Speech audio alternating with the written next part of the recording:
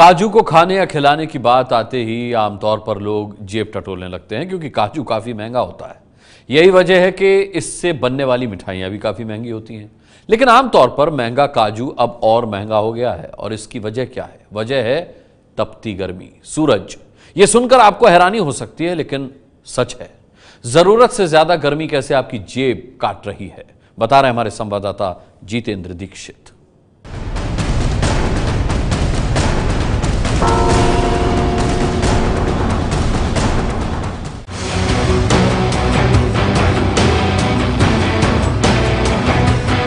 ये काजू का पेड़ है जिसे शायद आपने आज से पहले कभी देखा होगा। पहली नजर में इस पेड़ पर आपको काजू नहीं दिखाएंगे, लेकिन जब आप इसे गौर से देखेंगे तो आपको काजू नजर आएगा।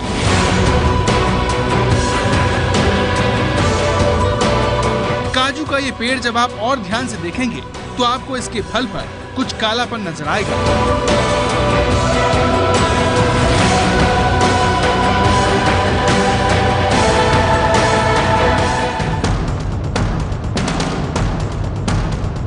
आमतौर पर काजू के पेड़ में ऐसा नहीं होता है। काजू के फल के दो हिस्से होते हैं। आप देख सकते हैं, ये पहला हिस्सा है जिसमें से नीचे काजू निकल रहा है। इसे काजू का कवच भी कह सकते हैं। काजू का कवच भी काफी काम का होता है, जिससे तेल निकाला जाता है, जिसका इस्तेमाल औद्योगिक कार्यों में होता है।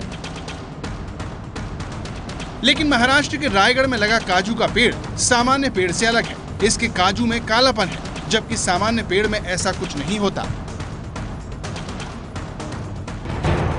सवाल यह है कि काजू की फसल के साथ क्या हो रहा है? क्या ये बढ़ते तापमान का असर है? और अगर हाँ, तो बढ़ते तापमान का महंगाई से क्या रिश्ता होने जा रहा है? इन सारे सवालों का जवाब जानने के लिए एबीपी न्यूज संवाददाता जितेंद्र दीक्षित मुंबई से महाराष्ट्र के रायगढ़ पहुंचे। रायगढ़ पहुंचने पर हमारी मुलाकात गजानन सावंत से हुई। जब हमने उनसे पूछा कि काजू काला क्यों पड़ रहा है, तो उन्होंने बताया कि ज्यादा गर्मी पड़ने की वजह से काजू की फसल का बंटाधार हो गया है। भीरा ये वही जगह है जहां इस साल मार्च को तापमान 46.5 डिग्री सेल्सियस हो गया था। उस वक्त ये जगह भारत की सबसे ज्यादा गर्म और दुनिया की दूसरी सबसे ज्यादा गर्म जगह मानी गई थी। गजानन सावंत ने ये सोचकर बड़ी उम्मीदों के साथ काजू के पेड़ लगाए थे कि इससे साल भर उनके परिवार का गुजारा हो जाएगा। लेकिन पेड़ पर लटके इन झुलसे हुए काजू के फलों ने गजानन की हर उम्मीद को खत्म कर दिया है। इनके 100 से ज्यादा काजू के पेड़ गर्मी से झुलसकर बर्बाद हो गए हैं।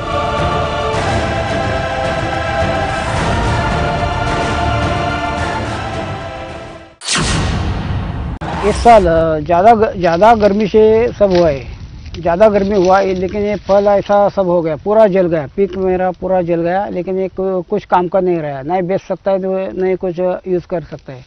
सब पक्का होने के बाद पहले वो जल गया पीक। काजू की फसल कैसे बर्बाद हो गई, ये समझने के लिए आपको काजू के पेड़ के बारे में जानना होगा। तोते की चोंच की तरह दिखने वाले ये काजू 20 से 30 फुट ऊंचे पेड़ों पर लगे होते हैं। ठंड की शुरुआत के साथ ही काजू के पेड़ों पर फूल लगने शुरू हो जाते हैं और मार्च और अप्रैल के महीने में फल लग जाते हैं।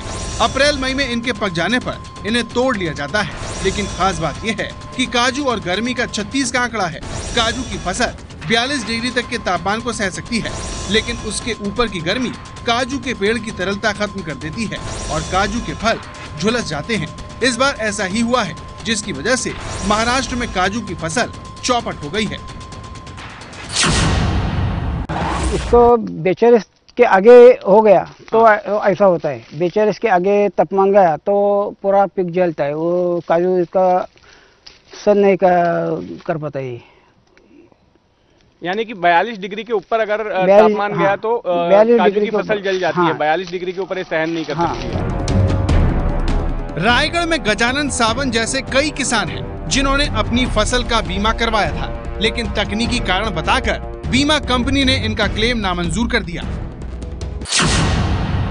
नहीं, सरकार की तरफ से अभी तक मदद जो मिलना चाहिए वो हिसाब से नहीं मिलता। इधर इधर जो खेती वाला है, जो काजू का खेती वाला, उसको जो मदद चाहिए वो हिसाब से नहीं मिल रहा है।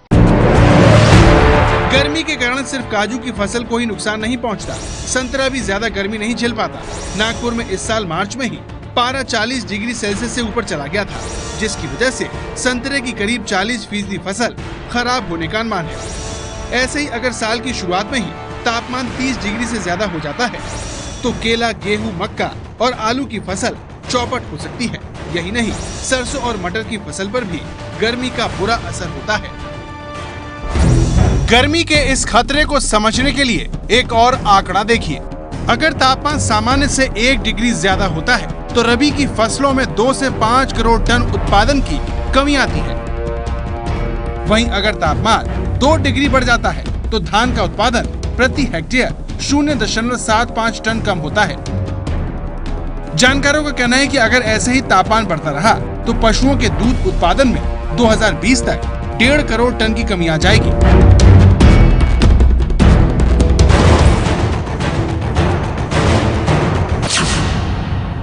पेड़ पर लटके ये काजू झुलस चुके हैं, ना तो इन्हें खाया जा सकता है और ना इन्हें बेचा जा सकता है। लेकिन आमतौर पर एक अच्छे काजू को पेड़ से तोड़े जाने के बाद आपकी प्लेट पर आने तक किस प्रक्रिया से गुजरना होता है, आइए समझने की कोशिश करते हैं। काजू के फल के सफेद हिस्से को तोड़कर उसे प्रोसेसिंग यूनिट्स में भेजा जाता है। गोवा में फल के बाकी हिस्से से फेनी नाम की शराब बनाई जाती है। पेड़ से तोड़े गए काजू को सीधे खाया नहीं जाता, प्रोसेसिंग यूनिट्स में इन्हें खाने योग्य बनाया जाता है। पहले इन्हें सुखाया जाता है, फिर उबालकर मशीनों से इनकी कटाई की जाती है। काजू का मूल स्थान ब्राजील है। 15वीं सदी में पुर्तगाली पहली बार इसे भारत लाए, जिसके बाद काजू अपने स्वाद से घर घर में जगह बना चुका है। आज भारत में काजू की 3,500 से ज्यादा प्रोसेसिंग यूनिट हैं, जिनमें करीब 5 लाख लोग काम करते हैं। काजू पर ज्यादा जानकारी के लिए हम काजू की बड़ी कारोबारी समृद्धि परांजपे के पास गए। आप भी सुनिए खेत से आपके घर तक काजू के पहुंचने की पूरी कहानी। पहले जो सीड्स है उसको पेड़ से निकाला जाता है। वो जो शेतकरी है वो पेड़ से निकालते हैं, फिर वो एजेंट को बेचते हैं। एजेंट लोग ये प्रोसेसर को सीड्स देते हैं। तो ये जो सीड है वो पहले उसमें मॉइस्चर रहता है, तो उसको वो सन ड्राई करना पड़ता है, सुखाना पड़ता है। तो 3-4 दिन ये कैशू सीड ड्राइंग यार्ड में डाल के उसको सुखाते हैं। उसका मॉइस्चर लेवल कम किया जाता है। फिर उसके बाद वो 50 kg के गोनी में डाल के उसको स्टोर किया जाता है। अगर बात काजू के उत्पादन की करें तो इसका उत्पादन भारत के 7 राज्यों में होता है। महाराष्ट्र के अलावा गोवा, आंध्र प्रदेश, कर्नाटक, केरल, ओडिशा और तमिलनाडु में खास तौर पर इसका उत्पादन होता है। अब से चंद साल पहले तक भारत दुनिया का सबसे बड़ा काजू निर्यातक देश था, लेकिन ये जगह अब वियतनाम ने ले ली है। वैसे काजू के लिए भारत अब भी सबसे बड़ा बाजार है। काजू के उत्पादन की कमी साल 2016 से ही शुरू हो गई थी, जब बेमौसम बरसात की वजह से काजू की फसलें बर्बाद हो गईं। लेकिन काजू कारोबारी समृद्धि परांजपे के मुताबिक काजू की बढ़ी हुई कीमतों के पीछे सिर्फ उनके उत्पादन की दर ही जिम्मेदार नहीं है। भारत में काजू उद्योग ज्यादा संगठित नहीं है, इसलिए बिचौलियों के बाजार पर हावी होने से भी काजू की कीमतें बढ़ रही हैं। फार्मर से लेके प्रोसेसर तक जो बीच में लोग हैं, तो उसके वजह से शायद ये रेट बढ़ रहे हैं।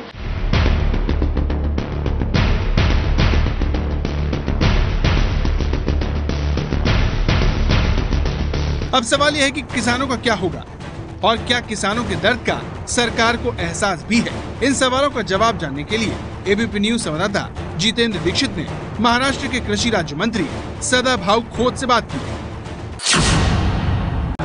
काजू के पेड़ का नुकसान हुआ है, ये पहला हम अंदाज लगाएंगे और कृषि खातों के माध्यम से हम जो नुकसान हुआ है उसके बारे में क्या हम कर सकते हैं, उसका निर्देश सभी कृषि खातों के अधिकारियों को दिया जाएगा। उसके बाद वो जो नुकसान हुआ है उसका निर्णय तो महसूल डिपार्टमेंट वो लेता है। भारत में बाकी फसलों की तरह काजू उगाने वाला किसान भी मौसम के मूड के रहमो करम पर है। सरकार से तो इन्हें कोई मदद मिलती दिख नहीं रही। अब इन्हें उम्मीद अगली फसल से ही है कि तब शायद मौसम इन पर मेहरबान हो। काजू किसानों की बदहाली देखकर आपको उन पर रहम आ रहा होगा, लेकिन अगर आप ये सोच रहे हैं कि इसका आपकी जेब पर कोई असर नहीं होगा तो जरा ठहरिए, क्योंकि काजू से बनने वाली हर मिठाई आज महंगी हो चुकी है। दरअसल जो काजू दीपावली पर 550 रुपए प्रति किलो बिक रहा था, वो अब 850 रुपए प्रति किलो हो गया है। काजू के दाम में आए इस उछाल ने कैसे काजू कतली और काजू रोल जैसी मिठाइयों के दाम बढ़ा दिए हैं, ये बता रहे हैं मुंबई के ब्रजवासी स्वीट्स के मालिक दिनेश गोयल। नो डाउट इस बार भी हुआ और लास्ट ईयर भी ऐसा हुआ था कि लास्ट ईयर भी जब ओला गिरे थे मालवन गोवा वो बेल्ट पे, तब काफ़ी काजू की फसल लास्ट ईयर भी खराब हुई थी और इस साल भी खराब हुई है। और इस साल भी मुझे लगता नहीं है बहुत जल्दी कोई भाव गिरने के चांसेस हैं। जाहिर है गर्मी ने आपके पसीने ही नहीं छुड़ाए हैं, वो आपकी जेब को भी सुखा रही है और इस बात का आपको रत्ती भर भी अंदाजा नहीं है। कैमरामैन सचिन शिंदे के साथ जितेंद्र दीक्षित, एबीपी न्यूज, रायगढ़।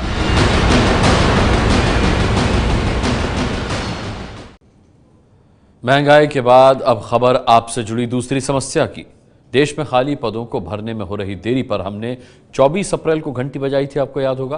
बेरोजगारों के लिए उठाई गई हमारी उसी आवाज पर अब सरकार ने बड़ा कदम उठा लिया है, देखिए। देश में बढ़ती बेरोजगारी से निपटने के लिए मोदी सरकार ने आज टास्क फोर्स बनाने का ऐलान किया। नीति आयोग के उपाध्यक्ष अरविंद पनगाड़िया की अगुवाई में ये टास्क फोर्स बेरोजगारी से तय समय सीमा में निपटने के लिए विश्वसनीय आंकड़े देगी और जरूरी उपाय सुझाएगी।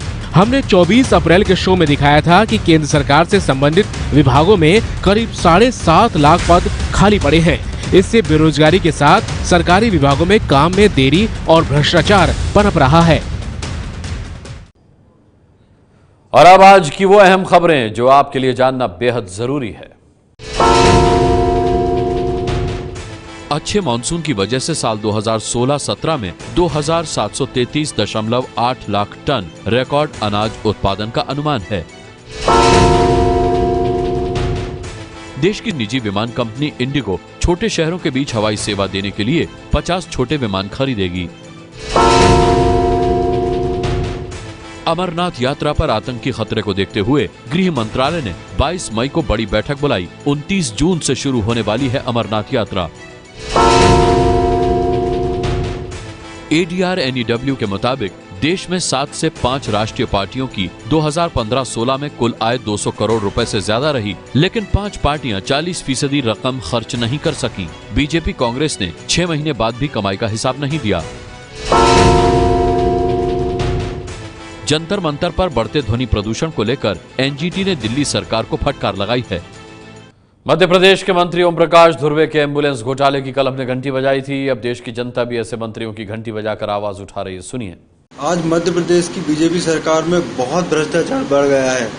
ना ही इसमें सीएम साहब कुछ लगाम लगा पा रहे हैं और ना ही पीएम साहब। कृपया कर इन पर लगाम लगाए भ्रष्टाचारियों पर। जब वोट का टाइम आता है तब सारे के सारे लीडर बोलते हैं कि हम लोग भ्रष्टाचार के खिलाफ लड़ेंगे, लेकिन वोट हो जाने के बाद खुद ही भ्रष्टाचारी बहुत से नेता बन जाते हैं। माननीय प्रधानमंत्री जी से अनुरोध करूंगा कि ऐसे मंत्री के खिलाफ सख्त कार्रवाई की जाए और जब भी ऐसे मंत्री को एम्बुलेंस की आवश्यकता हो तो उन्हें स्कूल बस या फायर ब्रिगेड से अस्पताल पहुंचाया जाए। मंत्री ओम प्रकाश धुर्वे ने सरकारी खजाने को लूटने का जो काम किया है उनसे सख्ती से वसूली की जाए।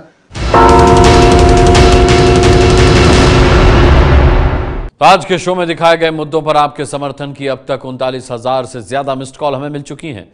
देश के मुद्दों पर अपने वीडियो संदेश हमें भेजते रहिए हमारे नंबर 8422840000 पर। अब आपसे कल मुलाकात होगी कुछ और घंटी बजाने वाली बड़ी खबरों के साथ। तब तक के लिए इजाजत दीजिए। ये है एबीपी न्यूज, आपको रखे आगे।